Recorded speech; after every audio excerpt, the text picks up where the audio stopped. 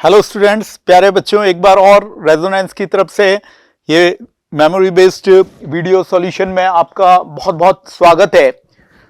Let's discuss. ये कुछ और क्वेश्चन हमें मेमोरी बेस्ड ऑब्टेन हुए हैं, तो उनका सॉल्यूशन यहाँ हम आपसे डिस्कस कर रहे हैं। कोई एटम है, मेटल है, वो कह रहे हैं कि भाई इसमें भी मिल रही है, इसमें भी मिल रही है, एज लेंथ दिया हुआ है। अब अपन फॉर्मूला डेंसिटी का जानते ही हैं, ऐसे होता है।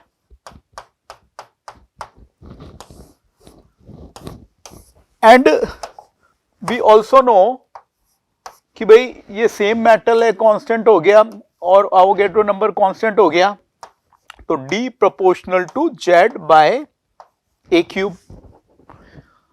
तो मेरे को यहां रेशियो ऑफ डेंसिटी फाइंड करना है FCC और किसका बेटा, BCC का। तो मैं कह सकता हूं कि Z of FCC by AFCC का क्यूब। और BCC में क्योंकि ये नीचे है, तो मैथमेटिकली ये क्या हो जाएगा, इसमें जो है वो ABCC cube divided by Z of BCC. Now let's plug in the datas. ZFCC as we know 4 है, कॉर्नर्स पे 8 into 1/8 प्लस फेस सेंटर पे 6 फेस सेंटर 6 into हाफ हो जाएंगे। और BCC में क्या है, कॉर्नर्स पे है और बॉडी सेंटर पे 8 into 1/8 प्लस 1 हो जाएगा, 2 हो जाएगा। FCC में कितना दिया हुआ है, 2.5। इसमें BCC में बेटा कितना दिया हुआ है, 2 का क्यूब। नियरेस्ट इंटीजर अपन सॉल्व कर लेंगे, तो वो 1 के अराउंड आ रहा है, जो कि यहाँ हमने आपको डिटेल में कैलकुलेट करके भी बताया है। तो सॉलिड स्टेट का डेंसिटी में से आता ही है क्वेश्चन, या फिर ये जो है वो आयनिक क्रिस्टल या डिफेक्ट्स में से, तो उस तरह का ये क्वेश्चन है। एक मतलब अज्यूम्ड होता ही है कि ऐसा क्वेश्चन आ ही सकता है। Now coming to the next question, ये लिक्विड सॉल्यूशन कॉलिगेटिव प्रॉपर्टीज का क्वेश्चन है, depression in the freezing point. तो बेटा क्या इसकी इक्वेशन होती है, आई डिसोसिएशन KFM। और आई डिसोसिएशन क्या होता है, 1 + n-1 अल्फा। अच्छी बात है। तो क्वेश्चन के अकॉर्डिंग एसिटिक एसिड है, HA टाइप का, 2 पार्टिकल देगा, 2 आयन देगा, एसिटेट आयन और H+। अल्फा बेटा आपको कितना दिया हुआ है, 100 में से 20, तो 1 में से कितना हो गया बेटा, 0.2। ओके, KF हमको दिया हुआ है 1.86। फाइनली हमको मोलिलिटी और प्लग इन करना है। 10% moles of the solute, acidic acid है 24 और आप देख रहे हो 32, तो 56 हो गया, 4 और जोड़ दिया 60 kg ऑफ द सॉल्वेंट, तो 90 ग्राम बचा। मोलिलिटी क्या होता है, moles of the solute divide by kg of the जो है वो सॉल्वेंट, तो बाय 1000 करना पड़ेगा। तो यहां से अपने को रिक्वायर्ड आंसर आ जाएगा। तो मतलब ये फॉर्मूला जो है वो आपको अच्छे से आना चाहिए, जो आपको आता ही होगा, और आई डिसोसिएशन और मोलिलिटी और यूज आ रहा है, तो ऐसे बहुत से क्वेश्चन आप रेजोनेंस में क्लासेस में प्रैक्टिस करते हैं, टेस्ट में प्रैक्टिस करते हैं, शीट में प्रैक्टिस करते हैं। तो आई होप सबका सही हुआ होगा।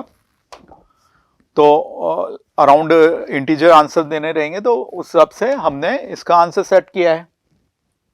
Okay, now coming to the next, ये जो है वो अपने फ्रेंडलिक एड्सॉर्प्शन आइसोथर्म का ग्राफ है। बहुत ही मतलब थ्योरेटिकल जो है वो ग्राफ को अपन बहुत बार देखते हैं, है ना, ऐसे क्वेश्चन शीट में भी मिलते हैं। तो ये अपना हो गया, और इसका लॉग लेके, जैसा कि क्वेश्चन सॉल्व करने में होता ही है, दिया गया है ग्राफ log x/m, यानी ये मेरा क्या हो गया, एक तरह से मैं कह सकता हूं कि ये पूरा y है आपका, है ना, जैसा कि उसमें दिया हुआ है y कोऑर्डिनेट, और अगर मैंने इसका log लिया तो 1/n log p और इंटरसेप्ट किया तो log ये बेटा k हो गया। अब इसको हम जैसा कि क्लास में भी करते हैं, y is equal to mx plus c से कंपेयर कर लिया। तो पॉइंट क्या है, पॉइंट ये कि ये हमें y is equal to mx plus c दिया हुआ है, तो हमारा m क्या है इसके अकॉर्डिंग 1/n, तो 3 आ गया। और इन्होंने क्या पूछा है, then value of log k y intercept पूछा है, तो हमारा क्या आ रहा है log k, यहां के अकॉर्डिंग मैं देखूं तो ये जो है वो ऐसे 2.505 है ना, तो ये अपना पहले इन्होंने log k पूछा है तो उस हिसाब से अपने 2.505 लेंगे। फिर स्लोप क्या हो गया, जैसा दिख ही रहा है y इक्वल टू mx में 1/n, तो उसको अपन ने फिर यहां से जो है वो कंपेयर करते हुए देख लिया, है ना, इन तीनों इक्वेशंस के अकॉर्डिंग वो 3 हो गया। तो एक्सेप्ट जो क्वेश्चन है ऑलरेडी एक्सपेक्टेड क्वेश्चन है, ऐसा आते हैं और सिंपल क्वेश्चन है। Now coming to the next question, ये केमिकल इक्विलिब्रियम में है और नोबल गैस मिलाई गई है कांस्टेंट वॉल्यूम पे, तो आप जानते हो कि इक्विलिब्रियम पे कोई इफेक्ट नहीं होता है, कोई इफेक्ट नहीं होता है, इससे ये मतलब नहीं है कि इक्विलिब्रियम कांस्टेंट चेंज नहीं होता, वो तो वैसे ही चेंज नहीं होता है, वो तो टेम्परेचर से चेंज होता है प्रैक्टिकली, तो या स्टोइकियोमेट्री ऑफ द रिएक्शन, कोई इफेक्ट नहीं होने का मतलब कुछ डिसोसिएशन वगैरह भी कुछ चेंज नहीं होगा। क्यों नहीं होगा, जैसा कि आप जानते हो एक्टिव मास भी नहीं बदला और पार्शियल प्रेशर भी नहीं बदला, है ना, क्योंकि active partial pressure is proportional to active mass, तो शिफ्ट इन नाइदर डायरेक्शन। तो chemical equilibrium Le Chatelier principle noble gas वाला कांस्टेंट वॉल्यूम वाला केस आया है, तो एक थ्योरी बेस्ड क्वेश्चन। अब अपन अगला क्वेश्चन करते हैं, is use in the preparation of D2O2। तो बेटा H2O2 की थ्योरी याद करो, इसका मेथड होता है ना वो कॉन्क H2SO4 या अमोनियम सल्फेट वाला electrolysis in the presence of high charge density, क्योंकि आपको ऑक्सीडाइज करना पड़ेगा। अब इसमें ये ऑक्सीडाइज नहीं होता है बेटा, क्यों ये ऑक्सीडाइज नहीं होगा, ऑलरेडी मैक्सिमा पे है, तो ऑक्सीजन ऑक्सीडाइज हो जाता है और अपने ये S2O8-2 बन जाता है। ठीक है, साइड बाय और कोई रिएक्शन भी हो सकती है, लेकिन इसके according high charge density main. अब ये H2S2O8 है, तो इसको पानी में डालो H2SO4 H2SO5 बन जाएगा, फिर H2SO5 में पानी डालो तो H2SO4 H2O2 आ जाएगा। तो अगर आपको D2O2 करना है तो फिर इसमें थोड़ा सा आप क्या करो, ये लेके और फिर इलेक्ट्रोलाइसिस कर दो, है ना। तो आप यहां देखो ये D2O2, तो NCERT में भी ये दिया गया है ना, जो है वो उसके अकॉर्डिंग हमको जैसे ये करना था। तो मतलब अगर आपको H2O2 आता है तो ये H2O2 ही है, बस हैवी हाइड्रोजन आ गया, हैवियर ड्यूटेरियम 1H2 जैसा कि आप जानते हो। Now coming to the next, what is in the next question, first order chemical kinetics दे रखी है, तो ये एक्सपोनेंशियली मतलब डिके होती है कंसंट्रेशन, है ना, तो उसके अकॉर्डिंग रेट भी वैसे ही हो जाएगी, और ये एक्सपोनेंशियली कंसंट्रेशन फॉर्म होती है, तो रेट प्रोपोर्शनल टू प्रोडक्ट में वो एक्सपोनेंशियली इंक्रीज हो जाएगी, है ना।